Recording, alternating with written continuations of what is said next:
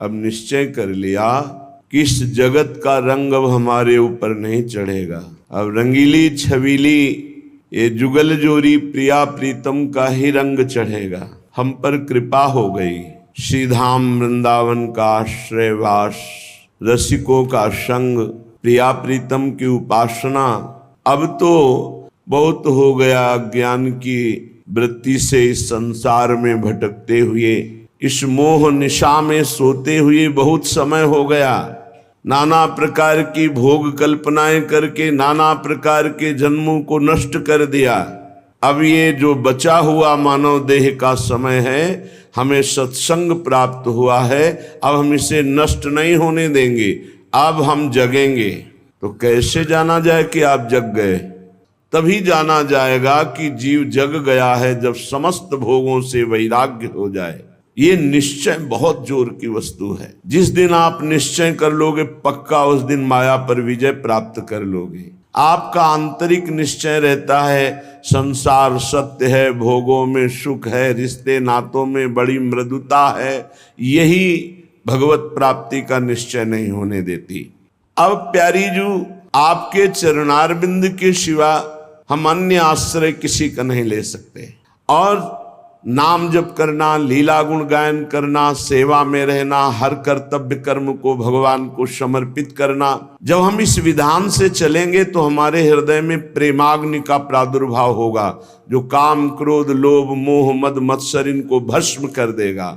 अब तो मुस्कुरा दो लाडली जू, सर्व आश्रय छोड़कर आपके चरणों का आश्रय लिया बस एक बात के लिए कि आपके प्रेम में पग जाऊं और आपको देखूं कि आप मुस्कुरा रहे हैं, हमसे प्रसन्न है। बस इष्ट प्रसन्न हो गया तो बकाया क्या रह गया। श्रीपाद प्रबोधानंद जी महाराज कह रहे हैं, भूख प्यास से भले शरीर छूट जाए पर ऐसे गृहस्थों का अन्न स्वीकार नहीं करूंगा जो प्रभु की शरण में नहीं, जो प्रभु का भजन नहीं करते हैं, जो प्रभु का नाम जप नहीं करते। हमारा ऐसे गृहस्थों से कभी मिलन नहीं होगा, चाहे हमारा भूख प्यास से शरीर क्यों न छूट जाए। ऐसी निष्ठा साधकों को रखनी चाहिए। बड़ा मांगलिक अवसर मिला है भगवत प्राप्ति का। माया विविध रूपों में आकर आपको ठगना चाहेगी। बहुत सावधानी की जरूरत। हो सकता है पूरा जीवन सावधान रहे हो, आखिरी आपका बिगड़ जाए। बहुत सावधानी। जिन सुमति जी की कल चर्चा हो वो ये नरकों की कर रहे थे अपने पिता से, वही सुमति जी ब्रह्म ज्ञान के लिए पूर्ण उद्योग कर रहे थे, पूर्ण प्रयास कर रहे थे। स्थिति बहुत अच्छी बनती जा रही थी। बस बाह्य प्रपंच में इसको सत्यत्व मानने का भ्रम हो गया तो अगला जन्म हो गया। एक सेकंड के भी कर्म का आपको हिसाब मिलेगा। यहां जो आप कर्म कर रहे हैं वो आपको भोगने पड़ेंगे, अच्छे या बुरे। बिना भोग के ये नष्ट नहीं होते। एकमात्र उपाय है, जैसे आपको यहाँ के वकील है चित्रगुप्त, पूरी सीन सहित आपकी चेष्टाओं को अंकित किया जाता है, वो आपके मन में है, आगे प्रसंग आएगा। और जज हैं यमराज धर्मराज जी, और दंड अधिकारी हैं यमदूत, और दंड विधान जहां होता है उसे कहते हैं नरक। राष्ट्रपति हैं भगवान श्री हरि। अगर शुभ अशुभ कर्मों से बचना चाहते हो तो एकमात्र उपाय भगवान की शरण में होकर नाम जप करो, अन्यथा अवश्यमेव भोक्तव्यम कृतम कर्म शुभाशुभम।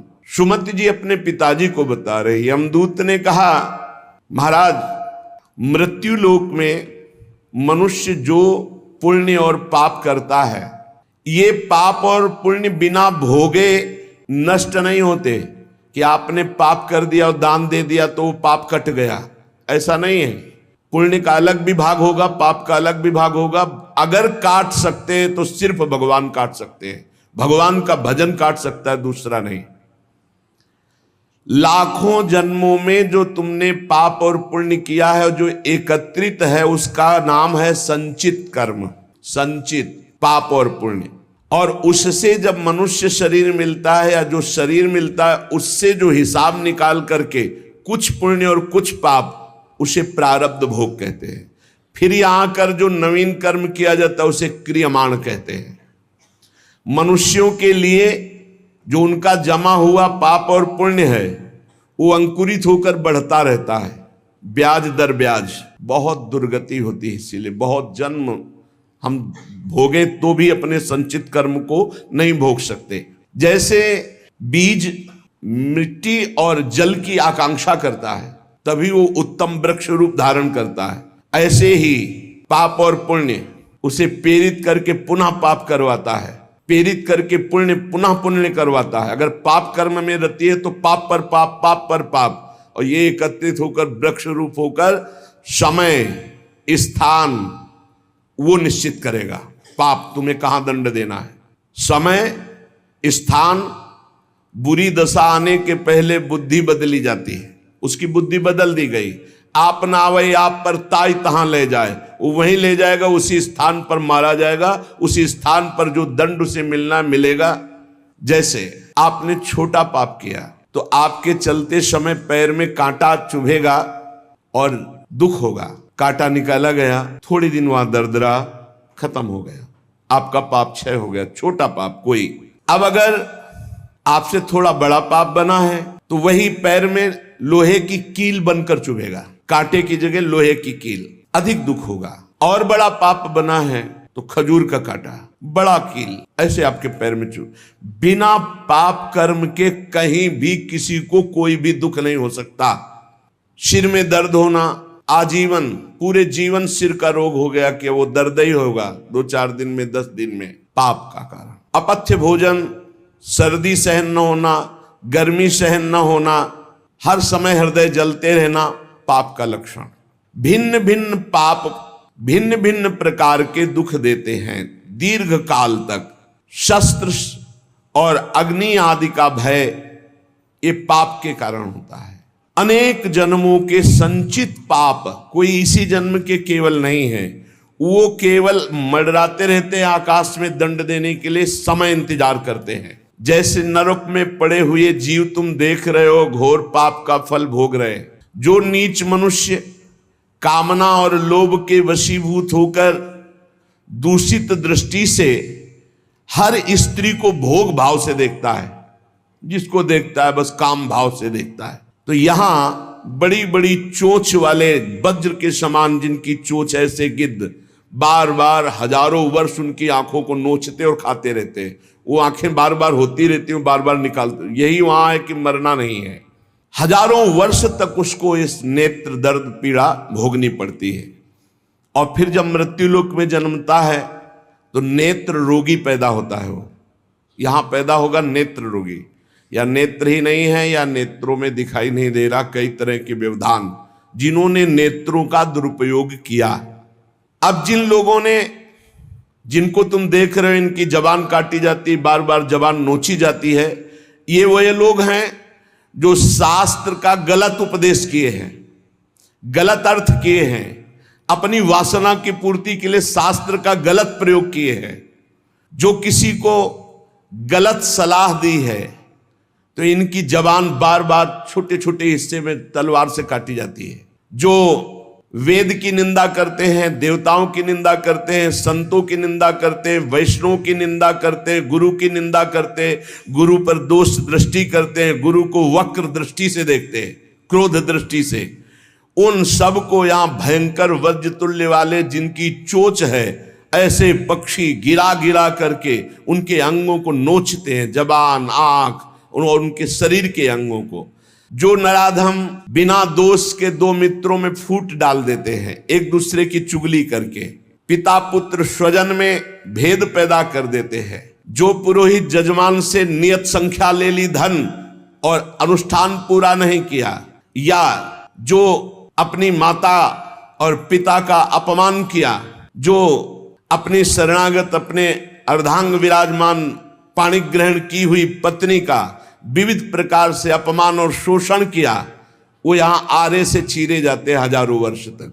जो दूसरों को कष्ट देने का स्वभाव बना लिया है, बातचीत चेष्टा से कष्ट ही देना है, जो दूसरों की प्रसन्नता में जलते हैं, जो दूसरों की घरों में सोए हुए घरों में आग लगा देते हैं या फसलों में आग लगा देते हैं और उनको प्राणांतक कष्ट देते हैं, उन अधम पापियों को यहां जलती हुई आग में जलाया जाता है। तुम देख लो, तपती हुई बालू डालकर उनको भूना जाता है और यहां आग में उन्हें जलाया जाता है। जो एक जगह निमंत्रण मिला, फिर दूसरी जगह निमंत्रण मिला, तो पहले निमंत्रण वाले को छोड़ करके दूसरे के यहां निमंत्रण पाकर फिर पहले वाले के यहां निमंत्रण पाने गया। ऐसा नहीं है, ये नरक का कारण बन जाएगा। एक जगह निमंत्रण है, वहां गए, अगर हम भूखे हैं तो भूखे, नहीं मिला तो नहीं मिला, अब दूसरे दिन देखा जाएगा। 2 3 4 निमंत्रण, ऐसा नहीं। जो ब्रह्मर्षि किसी देव कार्य के लिए, पितृ कार्य के लिए यजमान के द्वारा निमंत्रित किया गया और वो दूसरी जगह भोजन कर लिया, दूसरे निमंत्रण को स्वीकार करके फिर उसके यहां भोजन करने गया, तो उसको यहां नरक में 2 टुकड़े करने वाला दंड मिलता, बार बार उसके 2 टुकड़े। जो सदैव कड़वी बातें बोलकर लोगों के दिल पर चोट पहुंचाते रहते हैं, ऐसा करने वालों को यहां के पक्षी टूट पड़ते नरक में लाते हैं, नोच नोच करके उनको खाते हैं। जो यहां किसी की चुगली करता है, उसकी जिह्वा तेज छुरे से बार बार ऐसे ऐसे चीरी जाती है। जो अपने गुरुजनों को, पूज्य जनों को अनादर करता है, दंड देता है, मारता है, पीटता है, वो देखो ये कुंड बने हैं विष्ठा के, पीप के और मूत्र के, नीचे करके मुख उन्हीं कुंडों में डाल दिया जाता है, ऊपर से पैक कर दिया जाता है। तो जो रसोई बनाए तो उसे भाग लगाना चाहिए, देवता का भाग, अतिथि का भाग, कौवे का भाग, गाय का भाग, और अपने जो पूर्व के बुजुर्ग जन हैं पहले उनकी सेवा। अच्छा, जो भी रसोई बने, भगवान का भोग लगाया, दरवाजे तक गए, अतिथि को देखा, एक गौ के लिए ग्रास निकाला, एक कौवा पक्षी आदि के, जरूर जरूर ये नहीं निकालोगे तो पाप है। गीता जी में कहा जो अपने लिए पका के पाता है वो पाप पाता है। जो दुष्ट आए हुए अतिथि का अपमान कर देता है उसे यहां पीब चाट चाट के पवाई जाती है नरक में। जो यहां दूसरे के भाग का अपहरण कर लेते हैं, कह रहे हैं कि शरीर बड़ा भयानक मिलता है और मुंह सुई की नोक के बराबर होता है। अब वो इतना भूख से व्याकुल होता है, पर उसको खाने को क्या मिलेगा? वही गंदी चीज और सुई की नोक के, और हाथी जैसा शरीर, और भूख से वो तड़पता रहता है। ऐसा हजारों वर्ष नरक में मिलता है। जो लोग ब्रह्म ऋषियों को निमंत्रण करके, साधु वैष्णव को पंक्ति में बैठाल करके अपने लिए अच्छा भोजन, उसे दंड मिलता है। नरक में ला करके उसे विविध प्रकार से सताया जाता है। जब कोई अर्थार्थी शरणागत तुम्हारी शरण में आ जाए और तुम उसके साथ धोखा करो तो यहां भी दंड मिलेगा और वहां भी दंड मिलेगा। तो कह रहे हैं जो आए हुए शरणागत के साथ छल करता है तो यहां थूक, खखार, विष्ठा, इसके कुंड बने हैं, इनमें डाल दिया जाता है, आनंद लो। जो लोग झूठे मुंह और झूठे हाथ, देवता का स्पर्श, देवता को प्रणाम, गुरुजनों को प्रणाम, उनके हाथों को यहां यमराज तिल तिल भर करके काटते हैं, जैसे कोई सब्जी नहीं काटता ऐसे। झूठे मुंह होकर के या भगवान सूर्य चंद्र की तरफ करके लघुशंका करते हैं तो उनके आंखों में आग का अंगार रखा जाता है, ऐसे बार बार चीखते जलते हैं। जो जेठ होकर अपने लघु भ्राता की पत्नी के साथ गलत, पिता होकर अपनी पुत्री के साथ, भाई होकर अपनी बहन के साथ, या गुरु पत्नी के, ऐसे लोगों को तपाई हुई लोहे की स्त्री के साथ बेड़ियों से, लोहे की ऐसे जंजीरों से जो जलती हुई, उसी में जकड़ दिया जाता है। जो अपने कानों से गुरु की निंदा सुनता है, जो अपने कानों से वैष्णव जनों की निंदा सुनता है, जो दूसरों की निंदा सुनकर के हर्षित होता है, ऐसे पापियों को यमदूत जो लाते हैं यमराज के, वो तपाया हुआ लोहा उनके कानों में डाला जाता है बार बार। देव मंदिर में जमीन लगाई गई या किसी ऋषि मुनि को दान में दे दी गई, या कोई सभा भवन है सार्वजनिक जो इनको तोड़वा कर उनकी जमीन हड़प लेते हैं, उस जगह अपना निवास स्थान बना लेते हैं, उसका प्रयोग करते हैं। यहां यमदूत उन्हें ला करके धीरे धीरे उनके शरीर की खाल उधारते हैं। जो गौ के स्थान में, पवित्र स्थान में जल में मल त्याग करते हैं, जैसे नदी है, यहाँ के बड़े बड़े कौवे जिनकी लंबी चोंच होती, उनकी गुदा द्वार से आते खींचते हैं बार बार। जो अपनी कन्या को रकम दे के बेचते हैं, बेचना होता है कि हमको इतना, ऐसा एक से बेचा फिर दूसरे के साथ बेचा, उसको यहां लाया जाता है और उसके शरीर में बड़े बड़े घाव किए जाते हैं और फिर नमक की नदी है, उस नदी में डाल दिया जाता है। जो मनुष्य अपने पुण्यों को यहां बेच देते हैं उनकी बड़ी दुर्गति होती। जैसे 1 घंटा नाम कीर्तन करेंगे, 500 रुपया लेंगे, वो पापी हैं और उनको यहां चक्कियों में डाल के नरक में पीसा जाता है, जैसे आटा पीसा जाता है।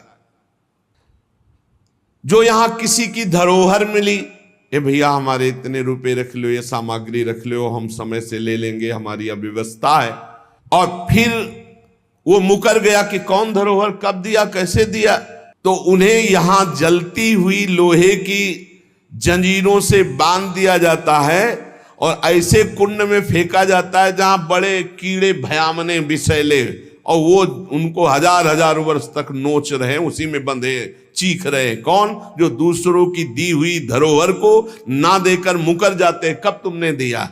जो पापी दिन में मैथुन करते हैं, शास्त्रीय मर्यादा में दिन में मैथुन करना निषेध है। जो रात्रि में पराई स्त्री से मैथुन करते हैं, दिन में चाहे अपनी स्त्री क्यों न हो, मैथुन निषेध है। और जो पापी जन लाए जाते हैं, बहुत गहरा कुंड है, जो खोपड़ी के बल उसमें छोड़े जाते हैं, लोहे के बड़े बड़े नीचे कांटे लगे हुए हैं, पूरा बिंध जाते हैं, फिर निकाले गए, फिर फेंके। अरे भाई होश में, जैसी थरिवंश नरक गति दुर्भरी यम द्वारे कटियत नक्षी के। और जो सदैव नई नई भोग प्रवृत्ति के लिए नवीन नवीन स्त्रियों को फंसाते रहते हैं और उनसे सहवास करते हैं, तो यहाँ एक बहुत बड़ा वृक्ष है सेमर का जैसा, और उसमें बहुत भी विषैले कांटे हैं। उस पापी को उसमें जबरदस्ती खींचा जाता है, बार बार नीचे बार बार ऊपर, करो आलिंगन। जो लोग पराई स्त्रियों को फुसलाकर उनके सतीत्व को नष्ट करते हैं, जो लोग अपने धन के घमंड में आकर गुरुजनों को नीचा दिखाते हैं, जो लोग अपने गुरुजनों के प्रति रोष दृष्टि रखते हैं, उनको यहां लाकर जैसे चटनी पीसी जाती शिला में, ऐसे बड़ी बड़ी शिलाओं से उनको पीसा जाता है। यमदूत सुमति जी को बता रहे हैं। जो जल में मूत्रते हैं, कुल्ला करते हैं, थूकते हैं, बिष्ठा करके सोचते हैं, बोले ऐसे लोगों को यहां थूक, बिष्ठा और मूत्र से भरे हुए दुर्गंध युक्त नरक के कुंडों में डाला जाता है। यहां दूसरों के मांस को खाते हैं तो बड़े बड़े हाथियों से उनको पहले कुचलाया जाता है, चिरवाया जाता है, फिर कोल्हू में पेरा जाता है, बढ़िया आनंद लो।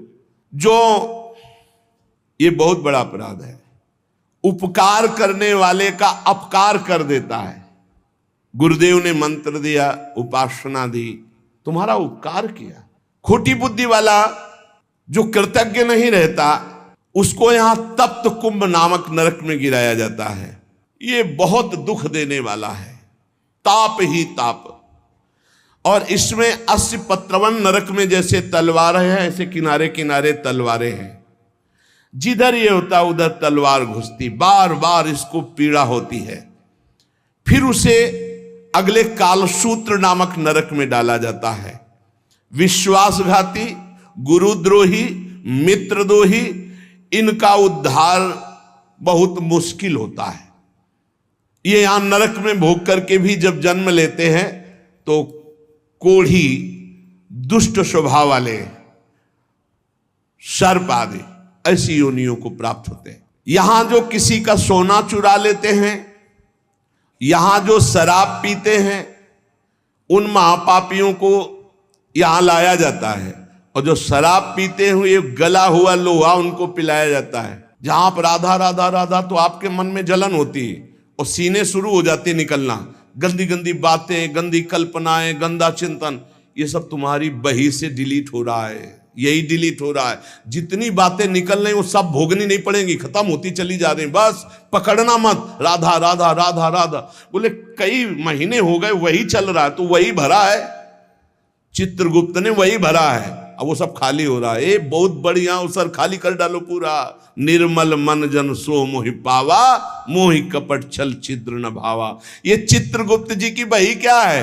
तुम्हारा मन, तुम्हारे मन में ही लिखते हैं और कहीं नहीं, उनका कोई अलग रजिस्टर नहीं है। वही मन जो पापाचरण सोचता है, करता है, उसी में लिख रहे हैं वो। इन्हें ईश्वरीय शक्ति प्राप्त है चित्रगुप्त जी को। ये सत्यनिष्ठ कभी एक भी बात व्यर्थ नहीं लिखते, वही लिखेंगे, किसी का पक्षपात नहीं रखते। ये निष्पक्ष हर कार्य भागवती की ईश्वरीय शक्ति से सुरक्षित होकर लिखते रहते हैं, और उस लेखन को, उस घटना को जैसी हुई है चित्र सहित अंकित कर देते, चित्र सहित। और उनको कभी शिथिलता नहीं होती कि अब रात्रि हो गई, ये सो रहा है, अभी क्या लिखना। नहीं, सोते समय भी तुम्हारी क्या हरकत थी, क्या चिंतन था, क्या था, सब लिखा जाता है, रात दिन का। यहां जो अधिकार पदों में हैं, जो घूस लेते हैं, वो सब लिखा जा रहा है। ये न समझो कोई है बड़ा अधिकारी, वो ऐसी जगह गिरा के तुम्हें फंसा देगा कि फिर तुम्हारा अधिकार काम नहीं चलेगा। असंख्य क्रियाओं को एक सेकंड में लिपिबद्ध चित्र सहित कर देते हैं, इतनी बड़ी सामर्थ्य है। असंख्य क्रियाओं को, असंख्य कितने जीव हैं, असंख्य क्रियाओं को एक सेकंड में चित्र सहित लिख देते हैं, पूरी सीन सहित। परमार्थ भावना से यदि कर रहे हो तो उसका फल मिलेगा, और दिखावा की भावना से कर रहे तो उसका फल नहीं मिलेगा। दिखावे की भावना वाली बात में जीरो लिख देते हैं चित्रगुप्त जी। प्रारब्ध ना तो किसी संकल्प विकल्प अनुष्ठान से काटा जा सकता है, उसको भोग के ही काटा जा सकता है। प्रारब्ध का विनाश नहीं हो सकता। प्रारब्ध ना काटा जा सकता है, ना बदला जा सकता है, प्रारब्ध केवल भोगा जा सकता है। बहुत ध्यान से सुनना। परंतु यदि अधिक भजन हो जाए प्रारब्ध से, प्रारब्ध है मानो 50 और भजन हो गया 100, तो नवीन प्रारब्ध की रचना हो जाएगी तुम्हारा, कि अब इस जन्म में तुम्हारा कल्याण हो जाएगा, तुम आगे सुख प्राप्त करोगे, तुम उत्तम लोकों को जाओगे, लेकिन पूर्व प्रारब्ध तुम्हें भोगना पड़ेगा। और अगर इतना भजन हो जाए कि पूर्व प्रारब्ध को मिटा दे, तो फिर भजन का मतलब क्या रहा? प्रारब्ध मिटा दिया, शरीर छूटा, लाभ तो मिला नहीं। इसीलिए भजनानंदी कभी अपने प्रारब्ध को नहीं मिटाते, प्रारब्ध को भोग लेते हैं और भजन के बल से भगवान को प्राप्त होते हैं। भगवान के मार्ग में चलने से संपूर्ण पाप और नारकी गतियां नष्ट हो जाती हैं, बिल्कुल सिद्ध बात है। नाम संकीर्तनम यस्य सर्व पाप प्रणाशनम। ये जो आज आपने सारी चर्चा सुनी, इस चर्चा में जितने दंड विधान सब पे पोछा लग जाएगा यदि राधा राधा राधा कृष्ण कृष्ण कृष्ण हरि हरि जपोगे। इसीलिए हम हर प्रश्न का उत्तर नाम देते हैं, नाम, क्योंकि नाम के समान नाम है, इससे बड़ा कोई साधना नहीं, इससे बड़ा कोई दान नहीं। साधु एकमात्र ऐसा है, वैष्णव साधु भगवत भजन करने वाला, कि तुम्हारे सारे सुकृतों को एक पल में नष्ट कर सकता है। भक्तन निंदा अति बुरी भूल करे जिन कोय, किए सुकृत बहु जन्म के छिन में दारे खोए। भगवान का नाम और भगवान की कथा ही नारकी योनियों से बचा सकती है। इसलिए सबसे प्रार्थना है, जितना बने राम कृष्ण हरि जपो, राधा राधा जपो। जहां कहीं भगवान की कथा सुनने को मिले विशुद्ध, वहां कथा सुनो। अगर बन जाए तो दूसरे का हित करना, कभी पाप मत करना, क्योंकि ये पाप निश्चित भोगना पड़ता है, बड़े बड़ों को भोगना पड़ता है। अवश्य में भोक्तव्यम कृतम कर्म शुभाशुभम। इसलिए डरते रहो कोई पाप न हो, और खूब नाम जप करो, भगवान नाम कीर्तन करो, दूसरों का मंगल करो, दूसरों की सेवा करो। परहित सरिस धर्म नहीं भाई, पर पीड़ा सम नहीं अघमाई। जो दूसरों को दुख देते, बहुत पाप बोझा लाद करके फिर नरक जाते हैं। इसलिए खूब नाम संकीर्तन करो, भगवत चर्चा करो, नाम जप करो। शेष चर्चा आगे। श्री राधा वल्लभ लाल की जय।